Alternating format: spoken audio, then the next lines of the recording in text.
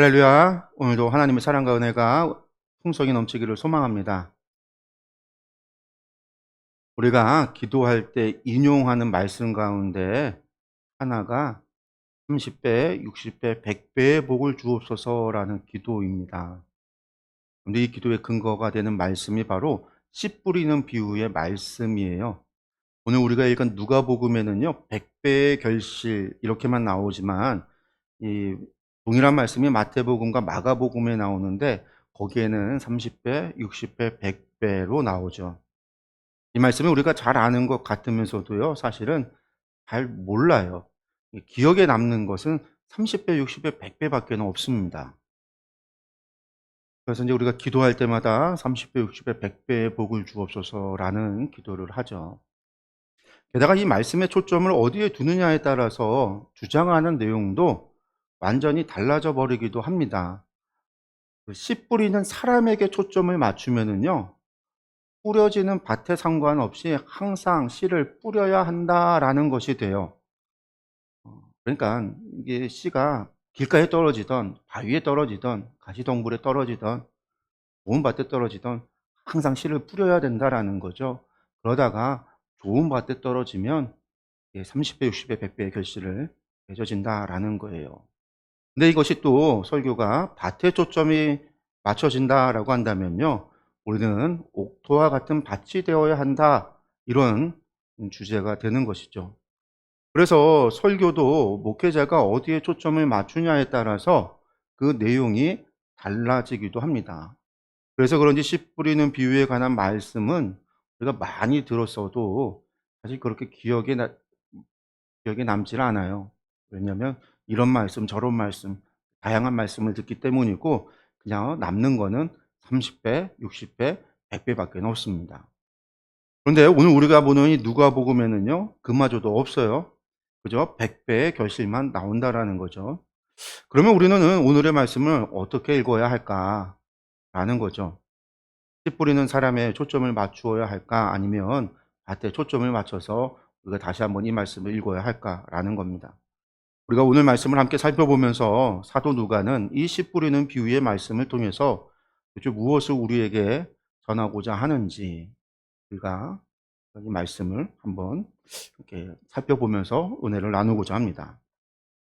네, 말씀을 우리가 읽어봐서 알겠지만 이 씨 뿌리는 비유를 우리가 말씀을 읽었지만 이 씨 뿌리는 비유만 나오는 게 아니에요. 이 말씀 앞에 예수님께서 12제자와 함께 여자들도 함께 했다라고 하는 이야기가 삽입되어져 있어요. 이 앞에 1절에서 3절의 말씀이 씨 뿌리는 비유에 앞서 있는 말씀이에요. 요것만 또 떨어놓고 빼놓고 읽을 수는 없고, 또 1절에서 3절 말씀만 가지고 설교를 할 수도 없어요.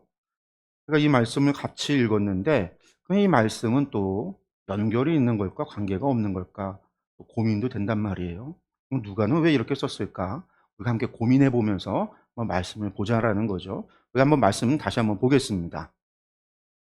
그 후에 예수께서 각 성과 마을에 두루 다니시며 하나님의 나라를 선포하시며 그 복음을 전하실새 12제자가 함께하였고, 또한 악귀를 쫓아내심과 병고침을 받은 어떤 여자들 곧 7 귀신이 나간 자 막달라인이라 하는 마리아와 헤롯의 청지기 구사의 아내 요한나와 수산나와 다른 여러 여자가 함께하여 자기들의 소유로 그들을 섬기더라.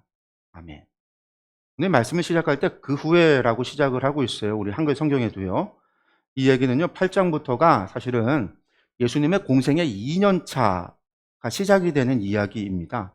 우리가 예수님의 공생애를 3년이라고 이야기할 때 1년차가 7장까지 이야기가 1년차까지고 2년차가 시작이 되는 이야기가 이 8장부터라고 이야기를 해요. 그래서 이 그 후에라고 시작을 하는 거죠. 근데 이 그 후에라는 얘기는 또 이것이 뒤의 이야기에서 이어지고 있다라는 이야기이기도 해요. 그래서 헬라어 원어로 보면 이게 또 시작할 때 카이, 엔드 이렇게 시작을 한다라는 거예요. 그리고로 시작을 한다라는 거죠. 그래서 제가 이제 여러 번 얘기했지만, 그리고 이 헬라어 카이로 시작을 한다는 얘기는 앞에랑 연관이 있다, 그런 의미가 있다라고 그랬어요. 그럼 도대체 앞에 이야기가 뭔데 연관이 있느냐? 앞에 이야기는 우리가 지난주에 봤던 바리새인들의 집에 예수님을 초청했던 이야기란 말이에요. 그 바리새인의 집에서 예수님께서 바로 사람의 죄를 사하는 권세가 있음을 보여주셨다라는 거죠. 또한 사람을 구원하는 권능이 있음을 보이셨습니다. 그 후에 예수님께서 이제 각 성과 마을을 두루 다니면서 하나님의 나라를 선포하고 복음을 전하는데 12제자가 함께 했고, 또 특별히 여자들이 함께 했는데 그 여자들 가운데는 어떤 사람이 있었느냐? 7 귀신이 나갔던 막달라 출신의 마리아라라고 하는 여인과 헤롯의 재산을 관리하는 구사라고 하는 관리의 아내인 요한나와 그리고 수산나, 그 외에도 여러 여인이 함께 예수님을 따르면서 자신들의 그 소유로서 예수님과 그 일행들, 제자들, 12제자들이나 다른 일행들을 섬겼다라는 거예요. 그런데 이 말씀은 그냥 단순히 예수님의 사역에 12제자와 여인들이 있었다, 이것을 소개하는 이야기가 아닙니다. 여러분들, 앞서 바리새인의 집에서 예수님을 초대해 놓고 무시했던 바리새인과 예수님의 발을 눈물로 닦고 그 향유를 부었던 죄인이었던 여인을 대비시켰다라고 말씀을 드렸잖아요. 그리고 지금 그 후에 이어지는 말씀 속에서 또다시 여인들을 통해서 예수님을 섬기고 있는 이들이 누구인가? 바로 여인들이라고 하는 사실을 이야기하고 있는 거예요. 성도 여러분들, 이 여인들 가운데 정보가 제공되는 여인이 2명입니다. 한 명은 7 귀신에 들렸던 막달라 마리아고요. 한 명은 헤롯의 재산을 관리하는 구사의 아내 요한나예요. 나머지는 몰라요.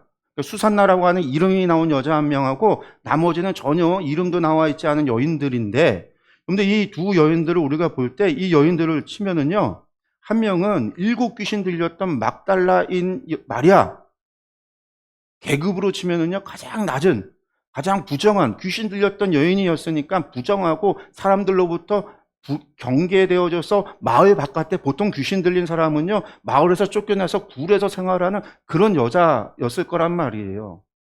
가장 천하게 죄인 취급당하고 부정한 취급당했던 그런 여인이었을 거라고 봐요. 그래서 혹자는 바리새인의 집에서 향유 부었던 여자가 이 막달라 마리아가 아니었을까. 그래서 7 귀신을 쫓겨났기 때문에 그 감사함으로 예수님 앞에 향유를 부은 것이 아니었을까라고 추정을 해요. 그렇다고 한다면 막달라 마리아는 창녀였던 것이었을 수도 있는 거죠. 어쨌든 그런 여인. 반면에 구세의 아내 요한나는요, 헤롯의 재산을 관리하는 관리, 당시 유대에선 가장 높은 귀족, 가장 높은 계급에 있었던 여인이에요. 그런 여인, 그러니까 계급으로 치면 가장 높고 가장 낮은 그런 여인, 대비될 수 있는 그런 여인들이 예수님을 섬기고 예수님을 따랐다라는 거예요. 그런데 중요한 거는 이 여인들이 당시에 예수님을 따른다라는 것이 사회적 통념상 용납이 되는 일이냐라는 거예요. 그것이 용납이 될까요, 여러분들? 가족도 버려두고 집을 떠나서 외간 남자를 따라서 며칠이고 집으로 돌아오지 않을 뿐만 아니라 집의 재산을 가져가서는 그 외간 남자를 위해 사용한다라고 한다면 이게 오늘날이라고 용납이 될까요? 옛날에도 교회 다녀서 우리 어머님들이 처음에 첫 믿음을 가지고 교회 다니기 시작해서 교회에다 헌금, 옛날 같으면 성미 바친다 해서 집에서 쌀을 가져다가 교회에다 성미 바친 이 예편네가 교회에다가 집에 먹을 것도 없는데 쌀을 갖다가 교회 갖다 바친다고 막 그런 일들이 벌어지고, 헌금을 갖다 내면 집에서 헌금 갖다 교회 바친다고 막 박해를 당하고 구박을 당하고 그런 일들이 과거에 우리나라에서도 있었단 말이에요. 교회에서 건축하려고 하면 건축 헌금 낸다고 집에서 몰래, 안 믿는 남편 몰래 헌금한다고, 건축 헌금 내겠다고, 그런 일들이 있었단 말이에요. 그런데 사회적 통념상 당시에 여러분들 간음이라고 하는 것이 걸리면요 돌로 쳐서 사람을 죽이는 시대예요. 직결 처분해서 죽이는 시대란 말이에요. 그런 사회적 통념, 그런 시대에 여인들이 예수님을 따라서 다닌다, 자기 소유로 예수님을 섬긴다, 여러분들 용납되지 않는 거예요. 그런데 이 여인들이 예수님을 따라다니며 예수님을 섬겼다. 여러분들 제자들이 예수님을 자신의 소유를 팔아서 자신의 소유로 예수님을 섬겼다라는 이야기 성경에 읽어보신 적이 있어요? 없어요. 여기도 지금 12제자가 예수님 따랐다는 얘기가 나오지만 12제자가 자기 소유로 예수님을 섬겼다라는 얘기 어디에도 나오지 않아요. 예수님을 섬긴 건 여자들이라는 거예요. 이 여인들이 예수님을 섬겼다라는 거예요. 여러분들 죄인이었던 여인이 바리새인의 집에 예수님을 찾아가기 위하여 목숨을 걸었고 예수님을 만나고 그 발에 향유를 부은 것이나 지금 여인들이 예수님을 따라 각 성과 마을을 다니며 자신들의 소유로 예수님을 섬기는 것, 여러분 이것은요 목숨 걸지 않으면 안 되는 일입니다. 여인들의 섬김이라는 것이 바로 이러한 섬김이라는 거예요. 이러한 섬김이라는 거예요. 우리가 이 부분을 기억하고 나서 씨 뿌리는 비유를 봐야 돼요. 누가는요, 지금 이것을 기억하고 이 말씀 뒤에 씨 뿌리는 비유를 말씀하고 있다라는 거예요. 우리는 단 한 번도 이것과 함께 씨 뿌리는 비유를 같이 보질 않았거든요. 우리는 이것과 함께 같이 봐야 된다라는 거예요. 그럼 씨 뿌리는 비유, 누가가 말하고 있는 씨 뿌리는 비유를 보겠습니다. 4절에서 8절의 말씀입니다. 각 동네 사람들이 예수께로 나와 큰 무리를 이루니 예수께서 비유로 말씀하시되 씨를 뿌리는 자가 그 씨를 뿌리러 나가서 뿌릴새 더러는 길가에 떨어짐에 밟히며 공중의 새들이 먹어버렸고 더러는 바위 위에 떨어짐에 싹이 났다가 습기가 없으므로 말랐고 더러는 가시떨기 속에 떨어짐에 가시가 함께 자라서 기운을 막았고 더러는 좋은 땅에 떨어짐에 나서 100배의 결실을 하였느니라. 이 말씀을 하시고 외치시되 들을 귀 있는 자는 들을지어다. 아멘. 우리가 너무나 잘 아는 씨 뿌리는 비유죠. 많은 이들이 예수님 앞에 모입니다. 그래서 예수님께서 비유로 말씀을 하시죠. 이 사람들이 예수님께 모인 이유가 무엇일까요? 여러분들 다 소문 듣고 모인 사람들입니다. 예수님이 메시아다, 큰 선지자다, 이런 소문을 들은 거예요. 예수님께서 온갖 병을 다 고치신다, 귀신을 쫓아낸다, 죄를 사한다, 온갖 이적과 기사를 다 행하신다, 이런 이야기를 들었단 말이에요. 예수님이 말씀하시는데 그것이 지금까지 들어왔던 바리새인이나 서기관들의 말씀과는 전혀 다른 새로운 말씀을 전하신다, 이런 소문을 들은 이들입니다. 그런데 이들은 모두가 기대하는 마음을 가지고 있을 겁니다. 예수님께서는요, 그들에게 1절에서 말씀하고 있듯이 하나님 나라를 전하고 복음을 전하셨을 거예요. 그런데 특별히 누가는요, 예수님의 말씀 가운데 씨 뿌리는 비유의 말씀을 기록하고 있어요. 그 씨 뿌리는 비유가 뭐예요? 농부가 씨를 뿌리는데 더러는 길가에 떨어지고 더러는 바위에 떨어지고 더러는 가지덩굴에 떨어지고 더러는 좋은 땅에 떨어졌다라는 거죠. 길가에 떨어지자 그것이 밟히고 공중의 새들이 와서 먹이가 되어 버렸다라는 거고, 더러 바위에 떨어지니까 싹이 났지만 습기가 없어서 말라 죽었고, 더러는 가시떨기 속에 떨어지니까 가시와 함께 자라다가 그 가시의 기운에 맡겨서 더 이상 자라지 못하고 죽었다라는 거예요. 그리고 그 중에 더러는 좋은 땅에 떨어지자 100배의 결실을 맺었다라는 거죠. 그러고서 하시는 말씀이 들을 귀 있는 자는 들을지어다. 이 무슨 수수께끼 같은 말씀이에요. 사실 여기서 농부는 누굴까요? 우리가 한번 생각해 본다면 예수님이시겠죠, 예수님. 여러분들 이것은 예수님이에요. 예수님이 씨를 뿌리신 거예요, 지금. 그 앞에 있는 무리들 가운데는요, 길가도 있고, 이 무리들 가운데는 길가도 있고, 바위도 있고, 가시도 있고, 좋은 땅도 있다라는 거예요. 누가 좋은 땅이고, 누가 바위고, 누가 가시덩이고, 누가 길가일까요? 그냥 속 시원하게 말씀하시면 좋은데 예수님께서는요, 들을 귀 있는 자는 들으라고 하시죠. 그건 비유라는 겁니다. 지금 예수님 앞에 모여든 많은 사람들을 향해서 깨달을 자 깨달아라 라고 하셨단 말이에요. 그런데 감사하게도 이 비유의 말씀을 제자들에게는 다 설명해 줍니다. 제자들이 예수님 앞에 이게 도대체 무슨 뜻입니까? 하니까 다 설명을 해 주신다라는 거예요. 그러니까 이제 우리는 고민할 필요가 없어요. 그냥 예수님의 설명을 들으면 됩니다. 9절에서 15절의 말씀입니다.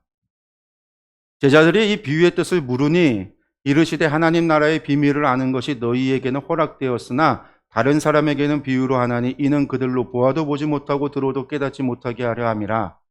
이 비유는 이러하니라. 씨는 하나님의 말씀이요 길가에 있다는 것은 말씀을 들은 자니 이에 마귀가 가서 그들이 믿어 구원을 얻지 못하게 하려고 말씀을 그 마음에서 빼앗는 것이요 바위 위에 있다는 것은 말씀을 들을 때 기쁨으로 받으나 뿌리가 없어 잠깐 믿다가 시련을 당할 때 배반하는 자요 가시떨기에 떨어졌다는 것은 말씀을 들은 자이나 지내는 중 이생의 염려와 재물과 향락에 기운이 막혀 온전히 결실하지 못하는 자요 좋은 땅에 있다는 것은 착하고 좋은 마음으로 말씀을 듣고 지키어 인내로 결실하는 자니라.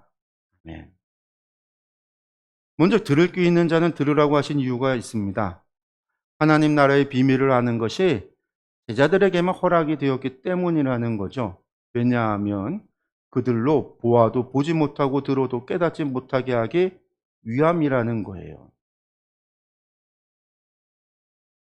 예수님께서 일부러 깨닫지 못하게 하시려고 이러셨는가? 우리가 이제 그렇게 이해할 수 있는데, 이 마태복음을 보면 이 말씀을 이사야서 6장의 말씀을 인용한 것이다라고 기록되어져 있어요. 그래서 마태복음 6장은 아예 이사야서 말씀을 인용해서 기록하고 있거든요.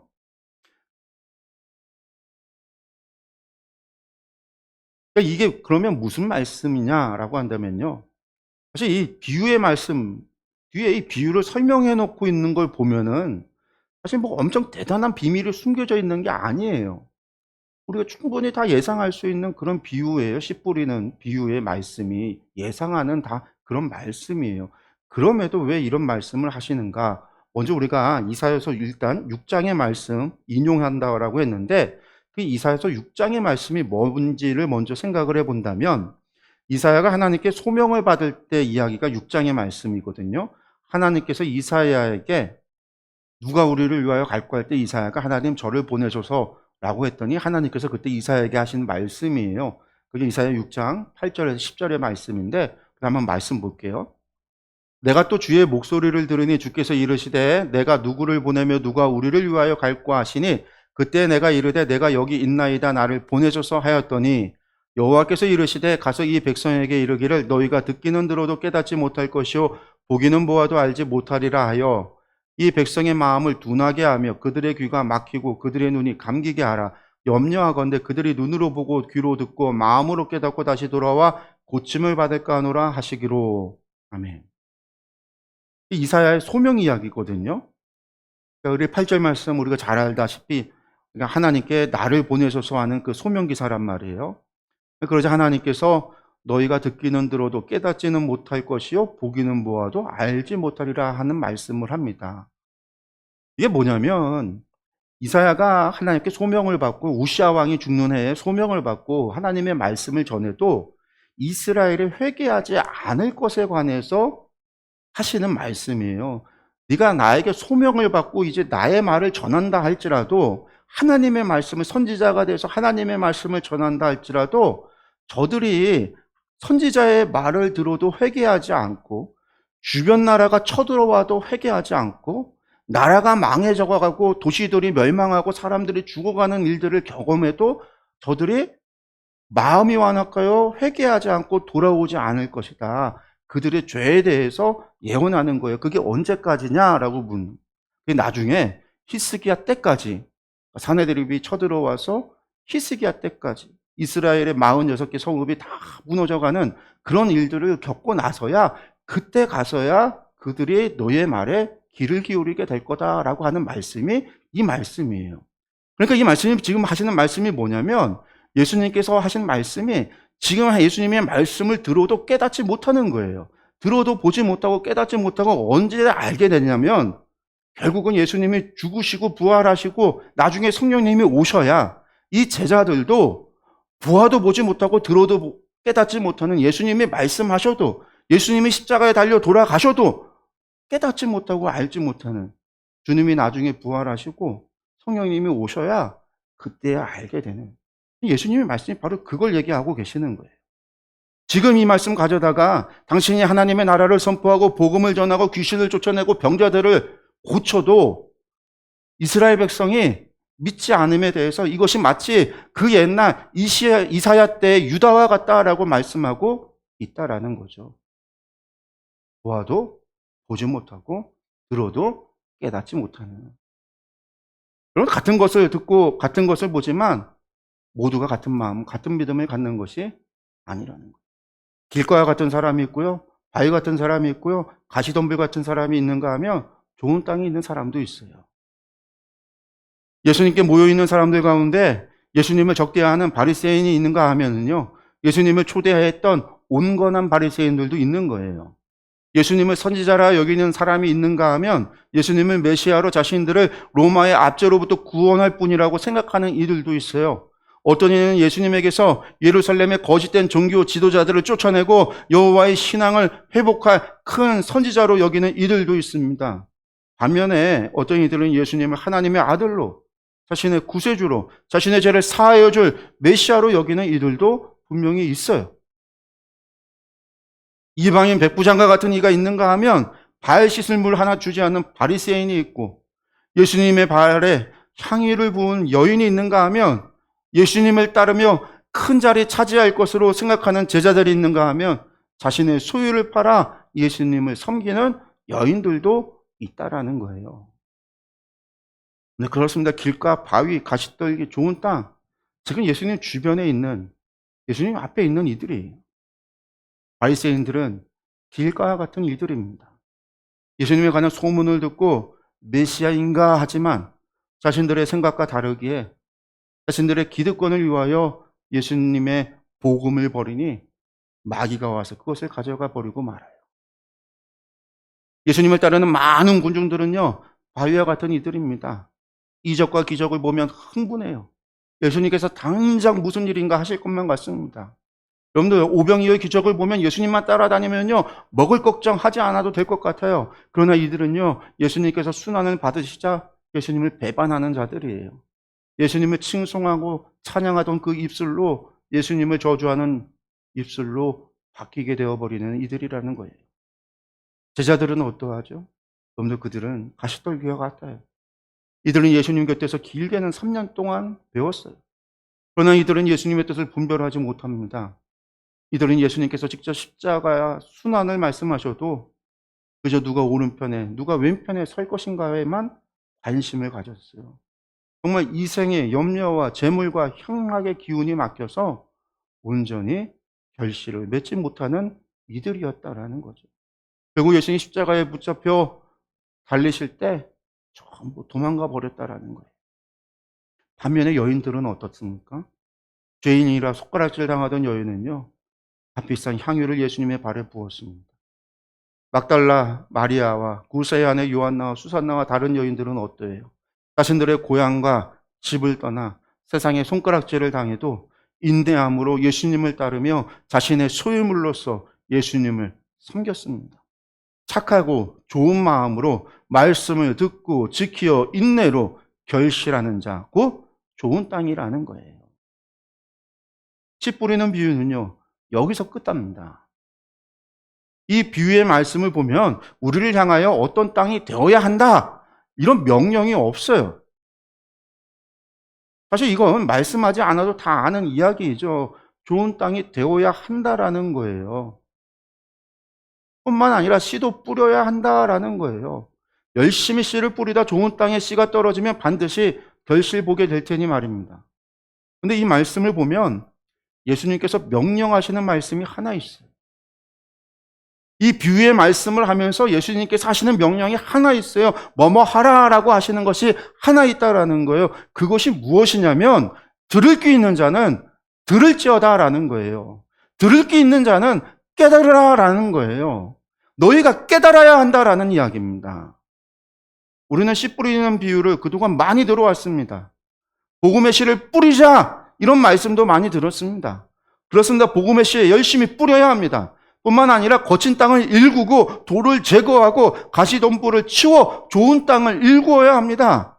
그러기 위해서 다양한 방법들을 우리가 생각해 왔어요. 여러분들, 그러나 그보다 먼저 우선적으로 생각해야 하는 것은요, 말씀이 우리 삶에 얼마나 성숙한 성장을 이루고 있는가, 얼마나 많은 열매를 맺고 있는지를 자문해 봐야 돼요. 말씀을 듣고 내가 깨닫고 있는가, 내가 들을 귀가 있어 듣고 있는가를 먼저 알아야 돼요. 30배, 60배, 100배가 아니라 하나의 열매라도 맺고 있는지, 하나의 씨가 심겨져 하나의 열매가 맺혀지고 있는지, 그 열매에서 하나의 씨라도 얻어서 그 씨를 또 심고 있는지, 내가 어떤 땅인지를, 내가 누구인지를 알아야 된다라는 거예요. 들을 귀 있는 자 들을지어다라고 하시는 하나님 예수님의 명령은 먼저 너희가 어떤 땅인지를, 너희 존재가 네가 누구인지를 알라라는 거예요. 사랑하는 성도 여러분, 30배, 60배, 100배 좋아요. 얼마나 좋아요. 상상만 해도요, 입꼬리가 올라가잖아요. 미소가 지어지는 얼마나 좋은 복이에요. 중요한 것은요, 내가 씨를 심고 성장시킬 수 있느냐라는 거예요. 매주 말씀을 듣고 있잖아요. 매주 내 밭에 씨를 심고 있는데 그 씨가 발아하여 싹을 키우고 있느냐라는 거예요. 싹이 자라나고 있느냐라는 거예요. 자라나 열매를 맺고 있느냐라는 거예요. 30배를 생각하기 전에, 60배를 생각하기 전에, 100배를 생각하기 전에 나는 말씀을 듣고 순종하고 있는가? 나는 착하고 좋은 마음으로 말씀을 듣고 있는가? 겸손히 하나님의 말씀을 듣고 있는가?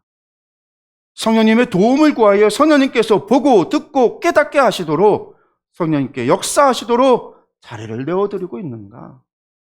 자문하고 점검하고 되돌아봐야 합니다. 여러분들, 그렇게 하는 것이 들을 게 있는 사람이에요. 여러분들, 그렇지 않는다고 한다면 보아도 보지 못하고 들어도 깨닫지 못하는 이들과 다르지 않다라는 거예요. 선지자가 외치지 않아서 회개하지 않은 것이 아니에요. 이사야 선지자가 외치지 않아서 회개하지 않은 것이 아니에요. 선지자가, 하나님의 선지자가 말씀해도 회개하지 않는 거예요. 들어도 듣지 않는 거예요. 보아도 보지 못하는 거예요. 예수님이 말씀을 전하고요, 예수님이 하나님 나라를 선포하고, 예수님이 복음을 전하고요, 예수님이 이적을 행사하시고요, 예수님이 병을 고치고요, 예수님이 귀신을 쫓아내고요, 예수님이 역사해도요, 듣지 못하고 보지 못하고 깨닫지 못하고 믿지 못하는 일들이 벌어진단 말이에요.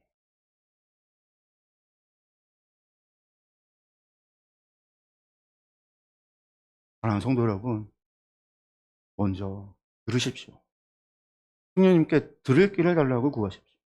겸손히 하나님 말씀을 들으십시오. 착하고 좋은 마음으로 말씀을 듣고 지키십시오. 인내하고 순종하십시오. 오늘 들은 말씀이 복음의 씨앗임을 깨달으십시오. 이 씨앗을 위해 여러분들 마음에 돌을 제거하시고 가시덤불을 치우시고 좋은 땅을 일구십시오. 여러분들, 그러면 씨앗 하나가 반드시 100배의 결실을 이룰 겁니다. 기도하겠습니다.